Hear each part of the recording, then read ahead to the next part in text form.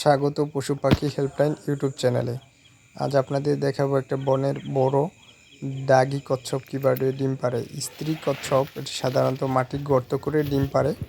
সাধারণত এটা হচ্ছে যে 50 থেকে 200টি পর্যন্ত ডিম পাড়ে এই প্রজাতির কচ্ছপে। ডিম পাড়ার সময় মাটি গর্ত করে তা আবার মাটি দিয়ে ঢেকে রেখে চলে যায়। ডিম ফোটার সময় সাধারণত লাগে হচ্ছে যে 45 থেকে 65 দিন সময় লাগে।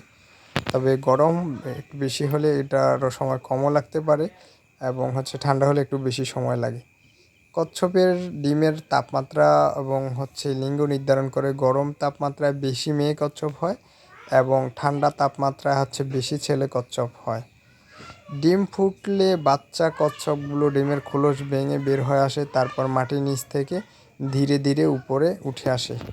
সাধারণত এগুলো রাতের সময় বা ভোরবেলায় তারা সাগরের দিকে বের হয়। কচ্ছপের ডিম খুব নরম ও চামড়ার মতো হয়ে থাকে। তবে আগে গ্রামাঞ্চলে মাটি খুঁড়লে একসাথে অনেক ডিম পাওয়া যেত। এখন আর প্রকৃত বিপন্ন অবস্থায় তা তেমন দেখা যায় না। এই ধরনের দাগি কচ্ছপ বিশেষ করে বাংলাদেশ, ভারত, নেপাল ও মিয়ানমারের জলাশয়ে এবং ধান ক্ষেতের বিলে দেখা যায়। কিন্তু আজ আমি আমাদের এই রাস্তার পাশে এই কচ্ছপগুলো উঠে আসলো এবং দেখলাম কিভাবে ডিম পাড়ে।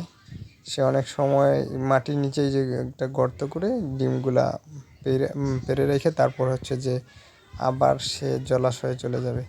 এগুলা সাধারণত আমার মাঝে মধ্যে পড়ে। যে কচ্ছপটা দেখতে পাচ্ছেন এটা যে প্রায় 2.5 থেকে 3 কেজি সমমান হবে। এগুলা এখন বিশেষ করে আর দেখাই যায় না, যেহেতু বন জঙ্গল জলাশয় অনেক কমে গেছে। এখন যে প্রকৃতি প্রায় হুমকির মুখে পড়তেছে। বিশেষ করে যদি মানুষ ইনকিউবেটরে এই ডিম ফুটায় তাহলে 28 থেকে 32 ডিগ্রি সেলসিয়াস তাপমাত্রায় ডিম উল্টো ফেলে যাবে না, এতে নষ্ট হয়ে যাবে। ইনকিউবেটরে রাখলে যে ডিম ফুটতে পারে। এই প্রজাতির কচ্ছপ যে ডিম পাড়ে কিন্তু এরা বাচ্চাদেরকে রক্ষা করে না, বাচ্চাকে কাছে রাখে না। এই বাচ্চাগুলা নিজে নিজে বড় হয়ে প্রকৃতি এগুলো বাঁচিয়ে রাখে।